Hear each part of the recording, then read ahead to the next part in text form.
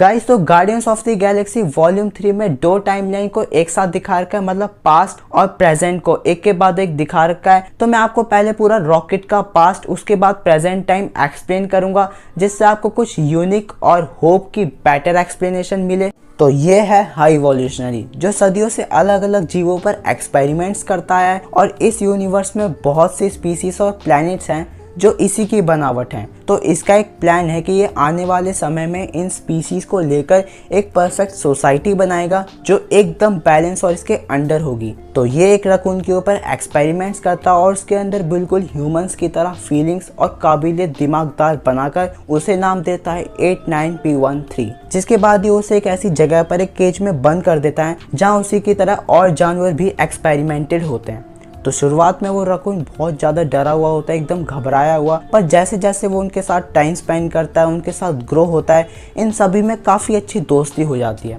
और दूसरी तरफ हाई इवोल्यूशनरी इस रकून का इस्तेमाल करता है। वो इसको झूठा दिलासा देता रहता है कि जब वो एक दिन परफेक्ट स्पीसीज बना लेगा एक परफेक्ट सोसाइटी के लिए, तो वो इन सबको लेकर एक बेहतर दुनिया में ले जाएगा जहाँ इन्हें एक बेटर लाइफ मिलेगी। तो हाई इवोल्यूशनरी इस रकून का माइंड लेवल चेक करता है और वो सरप्राइज हो जाता है, क्योंकि हाई इवोल्यूशनरी ने अभी तक जितनी भी स्पीसीज बनाई होती हैं रॉकेट में उन सबसे ज़्यादा दिमाग होता है। तो वो उसे अपने साथ लैब में लेकर जाता है और उसे अपने एक्सपेरिमेंट्स के कुछ कॉजेज बताता है। वो उसे बताता है कि जब वो इन स्पीसीज को ट्रांसफॉर्म कर अपग्रेड वर्जन में लाता है तो अचानक से इनके अंदर एग्रेशन लेवल बहुत ज़्यादा बढ़ जाता है। और ये चीज़ रॉकेट फाइंड आउट कर लेता है कि ऐसा क्यों हो रहा है। और ये देख हाई इवोल्यूशनरी एकदम शॉक हो जाते हैं कि भाई इसे ये चीज़ कैसे पता चली। जिसके बाद ये इसको इसके केज में वापस भेज देता है। तो रॉकेट इन सबको बताता है कि हाई इवोल्यूशनरी जिसने हम सबको बनाया है वो एक दिन हमें ऐसी दुनिया में लेकर जाएगा जहां हम खुले आसमान में कहीं भी घूम सकेंगे, मतलब फ्रीडम के साथ रह पाएंगे। तो ये कहती है कि अगर हम नई दुनिया में जा रहे हैं तो हमारे पास अपना अपना नाम भी होना चाहिए हमारी आइडेंटिटी के लिए। जिसके बाद ये लोग अपना अपना नाम बताते हैं। तो ये है लाइला, तीज, फ्लोर और ये है रॉकेट। जिसके बाद हाई इवोल्यूशनरी लड़खड़ाते हुए गिरता पड़ता आता है और रॉकेट को एकदम उठाकर ले जाता है और मतलब अजीब तरीके से पागलपन में बात करता है और कहता है कि वो सही था जो उसने रीज़न दिया था कि क्यों उसकी स्पीशीज़ में अचानक से एग्रेशन लेवल बहुत ज़्यादा बढ़ जाता है। क्योंकि जब उसने दूसरा एक्सपेरिमेंट किया था रॉकेट की बात को फॉलो करते हुए तो उसकी स्पीशीज़ एकदम परफेक्ट हो गई थी जैसा वो चाहता था। पर वो इस बात से चिढ़ जाता है कि रॉकेट उसका बनाया हुआ है, मतलब हाई इवोल्यूशनरी ने उसको बनाया, तो वो चीज़ उसने कैसे सोच ली जो वो नहीं सोच पाया, वो चीज़ उसको कैसे पता चल गई जो उसे नहीं पता चली। मतलब आप सोच सकते हो कि कितना बड़ा पागल साइको है। जिसके बाद ये इसको धोखा दे देता है और बोलता है कि इसने अभी तक इससे सब कुछ झूठ बोला था और वो सिर्फ एक वेस्ट मटेरियल है और उसने उसका दिमाग इस्तेमाल करने के लिए उसे रख रखा है। जिसके बाद वो अपने मुस्टंडो को इसके बचे कुछ दोस्तों को भी जलाकर मारने का ऑर्डर दे देता है। तो रॉकेट इन सबको बताता है कि हमसे अभी तक सब कुछ झूठ बोला गया था और ये थोड़ी देर में हम सबको मार देंगे। जिसके बाद वो नीचे पड़े हुए पार्ट्सों से केज की गेट को ओपन करने का एक डिवाइस बना लेता है और इन सबको यहाँ से लेकर भागने का प्लान बनाता है। तो ये अपना गेट को ओपन करने के बाद लाइला के गेट को ओपन करता है। तो लाइला वहाँ से भागते हुए आते और इसको एकदम गले लगा लेती है। जिसके बाद हाई इवोल्यूशनरी पीछे से आकर लाइला को गोली मार देता है। और ये देख रॉकेट को इतना गुस्सा आता है कि वो बेकाबू होकर हाई इवोल्यूशनरी के पूरे मुंह को बुरी तरह नोच लेता है और अपनी दोस्तों की मौत का कारण बन जाता है। क्योंकि आगे से दो गार्ड सब उसे मारने के लिए आते हैं तो वो उनको मार तो देता है, पर इनकी गोली तीज और फ्लोर को लग जाती है जिसकी वजह से ये मारे जाते हैं। तो रॉकेट यहाँ से अकेला ही एस्केप करता है और शिप लेकर यहाँ से भाग जाता है।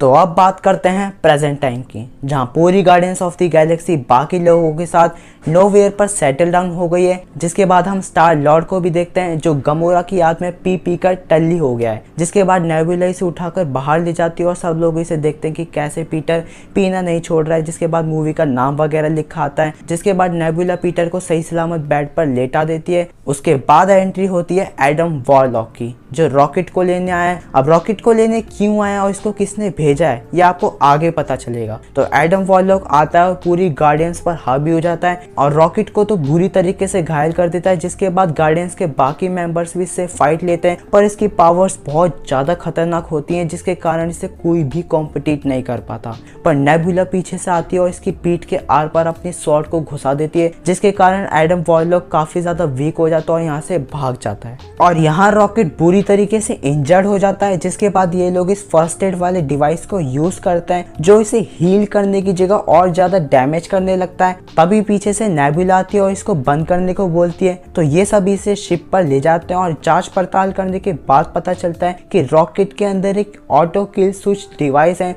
जो उसे अपने आप ही धीरे धीरे मार रहा है और इसे सिर्फ इसके पासवर्ड के थ्रू ही रोका जा सकता है। तो गार्डियंस ऑफ द गैलेक्सी उस पासवर्ड के लिए और रॉकेट को किसने बनाया है उसकी हिस्ट्री जानने के लिए निकल पड़ती है द ऑर्गोस्कोप पर। उसके बाद हमें दिखाया जाता है हाई इवोल्यूशनरी को, जिसने अपने ही चेहरे का मास्क पहन रखा है क्योंकि रॉकेट ने इसके मुंह को बुरी तरह नोच लिया था। तो जिन बंदों ने guardians of the Galaxy volume 2 देखी होगी उनको पता होगा कि सोवरियन लोग कौन है, और ये चीज इस मूवी में क्लियर आउट होती है कि इस बंदे ने ही सोवरियंस को बनाया है। यहाँ तक कि एडम वॉरलॉक को भी इसी ने ही भेजा था रॉकेट को लाने के लिए। पर दिक्कत क्या हो जाती है कि हाई इवोल्यूशनरी जल्दबाजी में आकर एडम वॉरलॉक को उसके कंप्लीट टाइम होने से पहले ही कुकुन से बाहर निकाल देता है, मतलब उसको जन्म दे देता है, जिसके कारण वो फिजिकली तो स्ट्रांग होता है पर मेंटली बहुत वीक होता है। वो कोई भी काम मैच्योरिटी के साथ नहीं करता, मतलब एकदम थोड़ी बच्ची हो क्या। तो हाई इवोल्यूशनरी इसके ऊपर बहुत गुस्सा होता है क्योंकि इसका बेटा एडम वॉरलॉक अपने मिशन पर खड़ा नहीं उतरता है, पर बाद में ये इसको सेकंड चांस दे देता है रॉकेट को लाने के लिए। जिसके बाद गार्डियंस पहुंच जाती है दी ऑर्गोस्कोप पर तभी रेवेजर्स यहाँ पर आ जाते हैं और इन सभी को घेर लेते हैं और हमें पता चलता है कि गमोरा ने भी रेवेजर्स को ज्वाइन कर लिया है और नेबुला ने ही गमोरा को पैसे देकर बुलाया होता है इनकी मदद के लिए।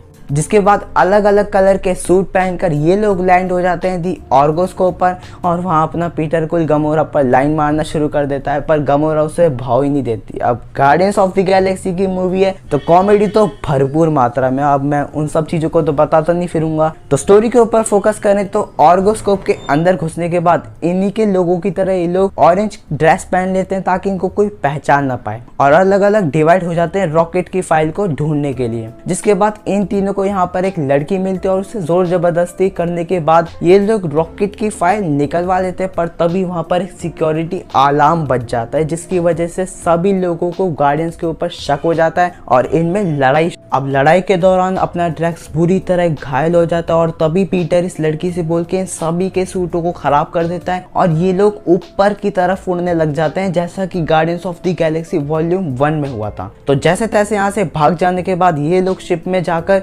रॉकेट के कुछ पुराने फुटेजेस देखते हैं जब हाई इवोल्यूशनरी उसके ऊपर एक्सपेरिमेंट कर रहा था और तब इन्हें पता चलता है कि रॉकेट ने कितना पेन सहा है, उसने अपने चाइल्डहुड में कितना सफर किया है। फिर उसके बाद ये लोग जाते हैं काउंटर अर्थ पर। अब काउंटर अर्थ हाई इवोल्यूशनरी का बनाया हुआ एक ऐसा प्लेनेट है जो डिट्टो अर्थ जैसा ही है, यहाँ तक कि यहाँ पर रह रहे लोगों का बिहेवियर, उनका कल्चर एकदम ह्यूमंस की तरह है। तो वहाँ पर लैंड हो जाने के बाद अपना ड्रैक्स गलती से एक लड़की के मुंह पर कसकर बॉल मार देता है और यहाँ के लोगों को लगता है कि ये बुरे लोग हैं तो वो इनके ऊपर पत्थर बरसाना शुरू कर देते हैं। पर पीटर इसको रियलाइज कराता है कि ये बुरे लोग नहीं है, ये अपने दोस्त की मदद के लिए आए। जिसके बाद ये इनको अपने घर पर ले जाती है, पर ये आपस में कम्युनिकेशन नहीं बना पाते क्योंकि इनके बात करने की लैंग्वेज ही अलग होती है। पर ये पीटर क्विल को हाई इवोल्यूशनरी की लैबोरेटरी की तरफ इशारा करती है। जिसके बाद पीटर नेबुला ग्रूट को गाड़ी में बैठाकर हाई इवोल्यूशनरी की लैबोरेटरी की तरफ निकल पड़ता है और उनके पीछे पीछे ड्रैक्स और मैंटिस भी चले जाते हैं। तो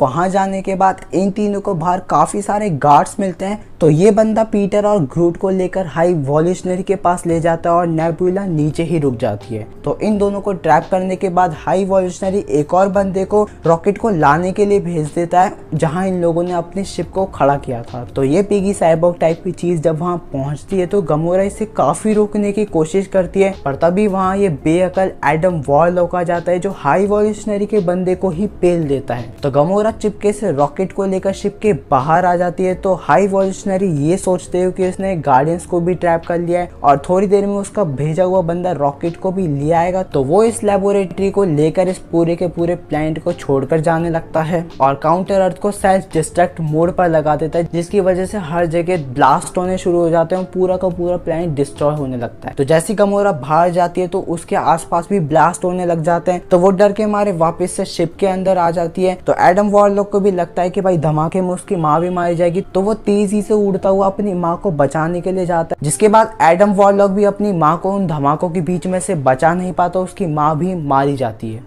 और यहाँ पीटर और ग्रूट एक ग्रेनेड को फेंक कर इन सभी का ध्यान बटा के इनको बहुत ओपी तरीके से मारते हैं, जिसके बाद नेबुला, ड्रैक्स और मैंटिस भी जैसे तैसे इस लेबोरेटरी के अंदर घुस जाते हैं। और यहाँ जैसे हाई वॉल्यूशनरी आ रहा होता है तो पीटर इस बंदे को लेकर इस शिप से नीचे गिर जाता है और ग्रूट भी उसके साथ साथ कूद जाता है, जिसके बाद ग्रूट अपने विंग्स बना लेता है और इस बंदे को इतनी जोर से ये लोग जमीन पे पटकते हैं कि वो वैसे ही मर जाता है और उसके सर से वो डिवाइस भी निकाल लेते हैं जो इन्हें चाहिए होता है। और दूसरी तरफ गमोरा शिप को उड़ाने की कोशिश करती, पर इससे पहले उसने कभी भी ऐसा टाइप का शिप कभी उड़ाया नहीं होता। तो वो इतने गलत तरीके से शिप को उड़ाते कि वो इधर उधर टकराती आती है, पर जैसे तैसे इस शिप के ब्रेक्स मार के वो इसको रोक लेती है। फिर उसके बाद ये तीनों दरवाजा तोड़कर अंदर घुस जाते हैं और देखते हैं कि यहाँ पर काफी सारे इंसानी बच्चों को कैद करके रख रखा होता है। तो इसीलिए हाई वॉल्यूशनरी को रॉकेट का दिमाग चाहिए था, क्योंकि उसने अभी तक जितनी भी स्पीसीज बनाई थी उनके पास सोचने समझने की काबिलियत नहीं थी, वो इतने काबिल नहीं थे कि टाइम के हिसाब से अपने आप को डेवलप कर सकें। पर ये सब चीजें रॉकेट कर सकता था, इसीलिए वो उसके दिमाग से इन सभी स्पीसीज को परफेक्ट बनाना चाहता था।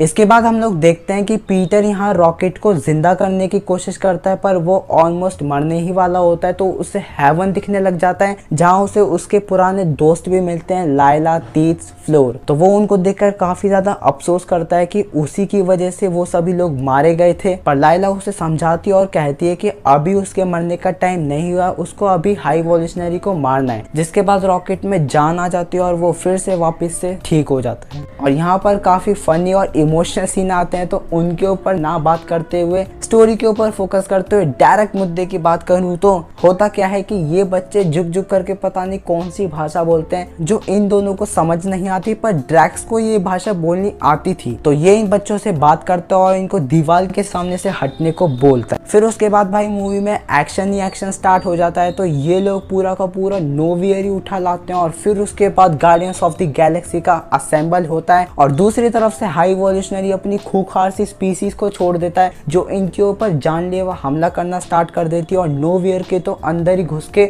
वहाँ के लोगों को मारना स्टार्ट कर देती है। पर लास्ट में ये बंदा योंडू का वॉइस कमांड एरो को ढंग से चलाना सीख जाता है, जिसके बाद ये इन सबको लुढ़का देता है और लास्ट वाले बंदे को कॉस्मोस हराने में मदद कर देता है। और यहाँ पर इन लोगों के सामने ये बड़े बड़े 3 मॉन्स्टर्स आ जाते हैं। तो जिन बंदों ने guardians of the Galaxy volume 2 देखी होगी उनको तो पता ही होगा कि ये उस मूवी के स्टार्टिंग में भी आते हैं। तो इस मूवी के इस सीन में ये चीज पता चली थी कि इन स्पीशीज को भी हाई वॉल्यूशनरी ने ही बनाया। तो मैंटिस इनको अपनी पावर से कंट्रोल कर लेती है और यहाँ पर पीटर की शिप में पता नहीं कहां से दोबारा एडम वॉरलॉक घुसा आ जाता है, जिसके बाद इसकी शिप सीधा हाई वॉल्यूशनरी के शिप के अंदर क्रैश हो जाती है और ये उसको सेल्फ डिस्ट्रक्ट करके फोड़ देता है। और बाकी लोग भी अपने शिप को लेकर यहाँ आ जाते हैं और सामने से ये तीनों भी इन मॉन्स्टर्स के ऊपर सवारी करते हुए आ जाते हैं। तो भाई हाई वॉल्यूशनरी के साथ दिक्कत क्या हो जाती है कि वो पागलों की तरह इनको ऑर्डर्स देने लगता है और उसके जो वर्कर्स होते हैं वो उसी के ऊपर गुस्सा हो जाते हैं। वो सोचते हैं कि भाई ये खुद तो मरेगा और हमें भी लेके मरेगा, तो वो सब उसी के खिलाफ हो जाते हैं। तो हाई वॉल्यूशनरी को ये देखकर इतना गुस्सा आता है कि वो एकदम से अपने सूट से एक्सप्लोजन करता है और इन सभी को मार देता है। फिर उसके बाद रॉकेट पीटर से कहता है कि अब वो और भागना नहीं चाहता, वो भाग भाग कर थक चुका है।